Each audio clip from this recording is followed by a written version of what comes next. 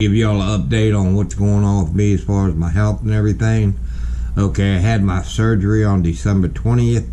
Everything went fine. If you wonder what kind of surgery I was having, I had a hernia removed from my belly button that's been there for like probably 5-10 years. I don't know, but everybody makes fun of it. You know, you got to go off on your belly button. So I finally decided, hey, I'm going to be home for a couple weeks. You know, I might as well get it taken care of, because in the state of Virginia, you have to come home every year to see your doctors to get your meds, because if you don't come home at least once a year and see your doctors, they can't keep on writing your prescriptions. So that's why every year about this time, you know, I go on the blink. So anyway, I decided, heck, I might as well go ahead and get that hernia surgery taken care of. So I did that, and then I couldn't drive for 2 weeks. A friend of mine came down from Maine and, you know, hung out with me and drove me wherever I needed to go.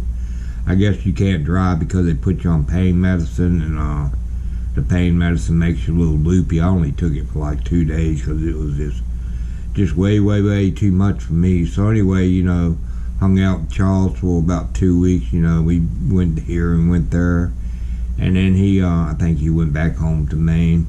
So then after that, you have to wait on 4 to 6 weeks where you can't lift anything. And since, you know, when I travel, I carry a generator, I carry power packs, I carry a lot of heavy stuff like my refrigerator.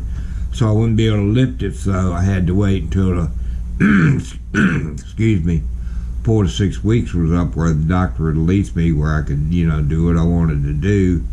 So hopefully by mid-February, me and little man will be back on the road. And this year, what we're going to do, going to go to New Mexico, because I got a battery for Jamie over there I need to drop off with him. Then we're going to go north, and we'll go through Colorado, but I'm not going to stick around too long.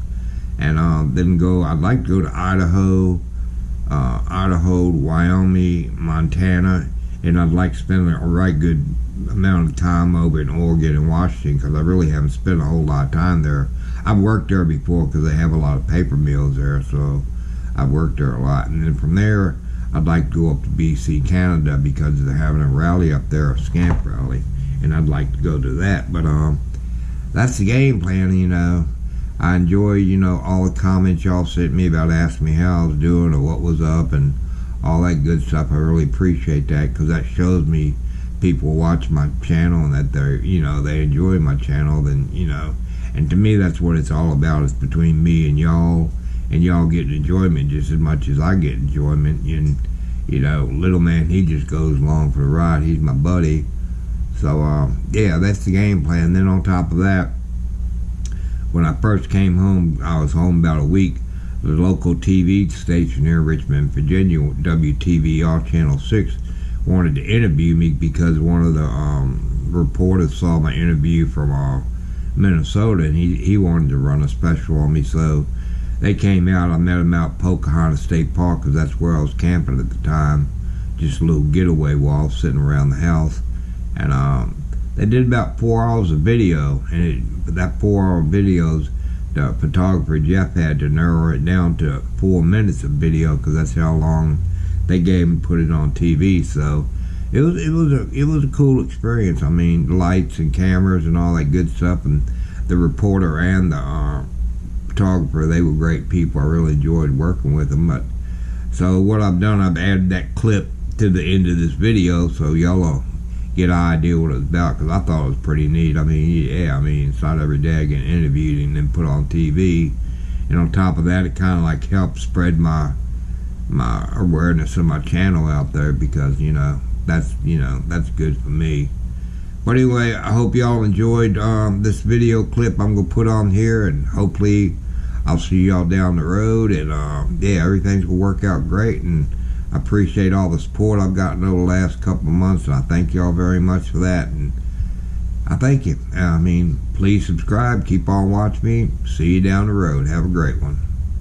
You give Daddy all kind of good loving, don't you? That's your daddy puppy, yeah. That will give my daddy some kisses now. Yeah. You're my big boy. Daddy just finished doing a video, so I gotta get you in it so people will say, oh, there's little man. There's old little man. He doing okay. Yeah, go give me kisses. Yep. Say hi to the camera, baby. There you go. I love you. I do. Me is everything. You are looking at a rare sight.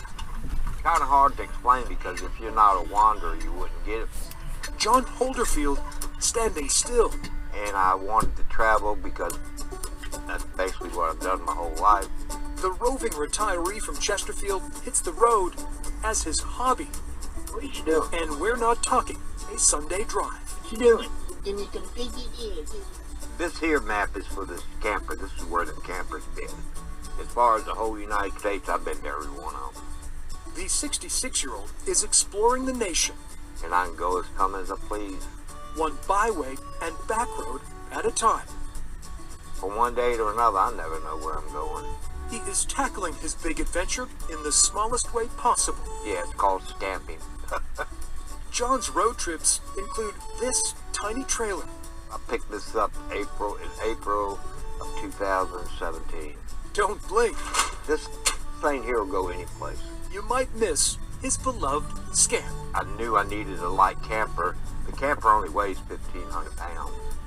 Inside, his home away from home measures roughly 54 square feet. Not much larger than a walk-in closet or bathroom, which John Scamp does not have. But John is content by going mini. I don't need to be pulling my home around behind me. If I was going to live that life, I'd just stay at home in my apartment. Even his co-pilot, Little Man, weighs in at just a few pounds. Are you ready to go bye-bye? Are you ready to go bye-bye? Look at the ears up in the air. Are you ready to go bye-bye? Say, I'm ready to go bye-bye, Daddy. The retired construction worker bought his mobile pride and joy 7 years ago. Most people, I've seen people, it takes them an hour to hook up and go. I can hook up and go in 5 minutes. The pair has been racking up the miles ever since. Living on the road. I mean, it ain't like every day you see something like that and I get to stop, check it out. What he lacks in size, John makes up for in simplicity. I got everything I need. Got a TV, got a refrigerator, got a bed, got a heater, got an AC. I mean, you'd be surprised what you can get by with in life. John admits his head-turning Scamp doesn't cut it for many of the travelers he meets. Oh, wow, that's cute. And I'm like, I get so tired of hearing that. I'm on my way to Arkansas, but check out that sign behind me. Speed limit 80. From Arizona and Alabama. When I find something like that, I gotta stop and shoot it. To Texas and Tennessee. The Virginian lets his inner GPS lead him to the next roadside attraction and campground. I guess I'm gonna start my journey south and then go west. I've seen some beautiful sunsets. I've seen some pretty rivers.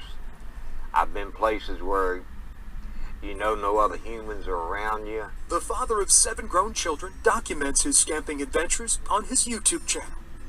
If y'all ever wondered what me and Little Man do all day, we usually just hang out, run around, see what we see what we find.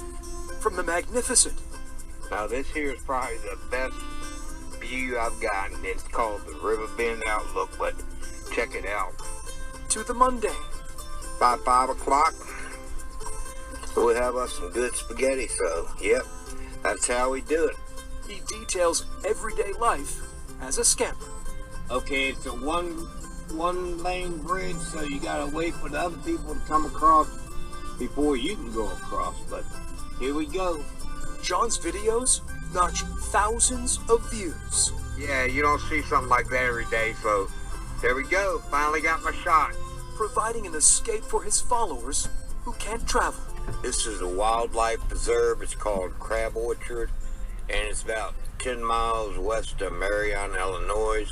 He embarked on his nomadic lifestyle after a health scare in 2008.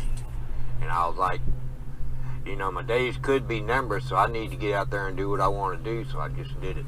He may be short on living space inside, but when the nation provides you a backyard, John enjoys plenty of elbow room. If you got a dream, it's like anything. If you got a dream, you better go for it. Don't keep putting it off, putting it off, putting it off. After a few stationary weeks in Virginia, John is already getting the itch. Basically, I can't wait to get back out on the road. Satisfying an outsized wanderlust in an undersized Scamp. Well, it's better than just sitting at home in an apartment watching TV 24/7. John Holderfield, the Rolling Stone, hauling happiness on two wheels. My, my whole life's been a journey. It's been one big experience, one big journey. For I Have a Story, I appreciate y'all watching. I appreciate y'all subscribing. I'm Greg McQuaid. And I'll see y'all down the road. Next video. Stay safe. CBS 6 News.